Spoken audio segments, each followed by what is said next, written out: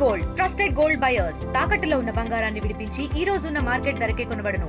మరిన్ని వివరాలకు సంప్రదించండి 7771077720. హైదరాబాద్ సెంట్రల్ యూనివర్సిటీ దగ్గర హైటెన్షన్ వాతావరణం కొనసాగుతుంది. దీంతో ఎక్కడికక్కడ పోలీస్ బందోబస్తు కనిపిస్తుంది. ప్రస్తుతం నేను హైదరాబాద్ సెంట్రల్ యూనివర్సిటీ దగ్గర ఉన్నాను. ఒకసారి విజువల్స్లో చూసుకోవచ్చు. పోలీసులు పెద్ద ఎత్తున ఇక్కడికి వచ్చారు. మొత్తం మీద ఈరోజు ఒకవైపు ఇక్కడ ఉన్నటువంటి స్టూడెంట్స్ క్లాసులకు బహిష్కరణ పిలుపుని ఇవ్వడంతో పెద్ద ఎత్తున మోహరించారని చెప్పుకోవచ్చు. ఇటు రాష్ట్ర బలగాలతో పాటు కేంద్ర బలగాలు పెద్ద ఎత్తున చేరుకున్నారు. ఎక్కడికక్కడ భారీ గేట్స్ ఏర్పాటు చేశారు.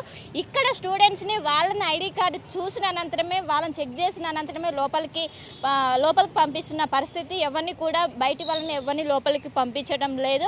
ముఖ్యంగా ఒకవైపు ఆందోళనలతో గత 2 రోజుల నుంచి హెచ్సియు అట్టడికి పోతుంది. నిన్న దాదాపు 50 జేసీబీలతో లోపల ఏదైతే 400 ఎకరాలు వేలం వేశారో దానికి సంబంధించి మొత్తం కూడా చర్చ చేసిన పరిస్థితి కనిపిస్తుంది.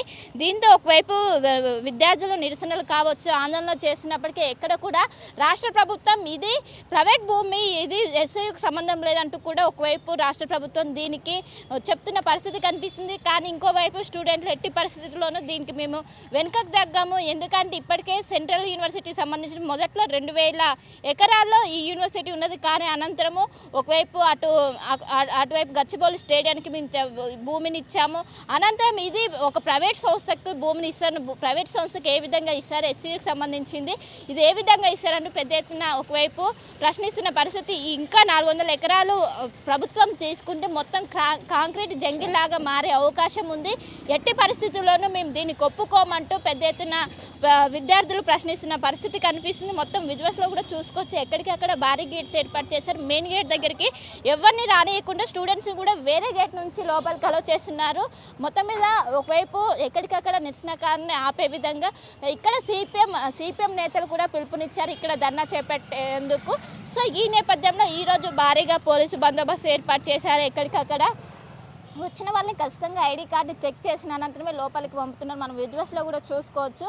మొత్తం మీద ఎక్కడికక్కడ నిరసనలు ఆందోళనకాలతో మొత్తం అట్టడికి పోతుందని చెప్పుకోవచ్చు. గత 2 రోజుల నుంచి హెచ్సియు దగ్గర ఇదే పరిస్థితి కొనసాగుతుంది.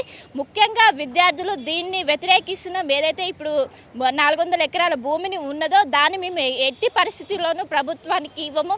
ఇది హెచ్సియుకు సంబంధించింది ప్రభుత్వం ఎలా తీసుకుంటుంది అంటూ వాళ్ళు పెద్ద ఎత్తున ఆరోపిస్తున్న పరిస్థితి. కానీ ఇది హెచ్సియుకు సంబంధం లేదంటూ ఒకవైపు ప్రభుత్వం చెప్తున్న పరిస్థితి.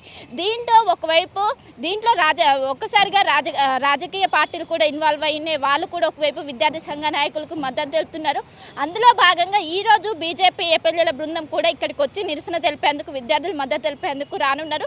కానీ వాళ్ళని ఎక్కడికక్కడ అడ్డుకున్నారు. ఒకవైపు హౌస్ అరెస్ట్ చేసిన పరిస్థితి కనిపిస్తుంది. సో ఎవరైనా ఇప్పుడు నిన్న బీఆర్ఎస్ నాయకులను వెళ్ళి కలిసారు ఇక్కడ ఉన్నటువంటి స్టూడెంట్స్. సో ఈ నేపథ్యంలో ఇక్కడ భారీగా పోలీసు బందోబస్తు కొనసాగుతుంది. బయటి వాళ్ళని ఎవరిని అనుమతించకుండా మనం విజువల్స్లో కూడా చూసుకోవచ్చు. అటు కేంద్ర బలగాలు కూడా ఇక్కడ రంగంలోకి దిగిన పరిస్థితి కనిపిస్తుంది. సో మొత్తం మీద ఈరోజు 11 గంటలకు ఇక్కడ సిపిఎం నేతలు ధర్నాకు పిలుపునిచ్చారు. ఎలాంటి అవాంఛనీయ ఘటనలు జరగకుండా భారీగా పోలీసు బందోబస్తు ఏర్పాటు చేశారు.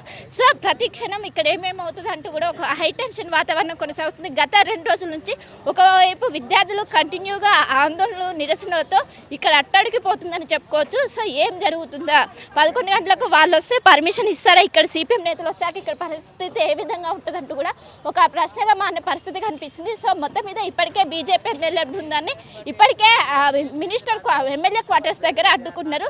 సో వాళ్ళు ఇక్కడికి వచ్చే అవకాశం ఉందా లేదా, ఎందుకంటే వాళ్ళ నుంచి తప్పించుకునే అవకాశం ఉందా లేదా, ఇక్కడికి వస్తే ఇక్కడ గొడవ జరిగే అవకాశం అయితే స్పష్టంగా కనిపిస్తుంది. ఈ నేపథ్యంలోనే భారీగా పోలీస్ బందోబస్తు ఏర్పాటు చేశారు. సో మరి కాసేపట్లోనే ఇక్కడ ఒకవైపు సిపిఎం నేతలు ఇక్కడికి చేరుకునే అవకాశం ఉంది. ఈ నేపథ్యంలోనే భారీగా పోలీసులు మోహరించారు. సో ఏ క్షణం ఏం జరుగుతుంది అంటూ కూడా ఇక్కడ ఒక ఉద్రిక్త వాతావరణం అయితే కొనసాగుతుంది. Over to studio. మరిన్ని వీడియోస్ కోసం ఛానల్ ని సబ్స్క్రైబ్ చేయండి. లేటెస్ట్ అప్డేట్స్ కోసం వాట్సాప్ ఛానల్ ని ఫాలో అవ్వండి. ఆ లింక్ డిస్క్రిప్షన్ లో ఉంది.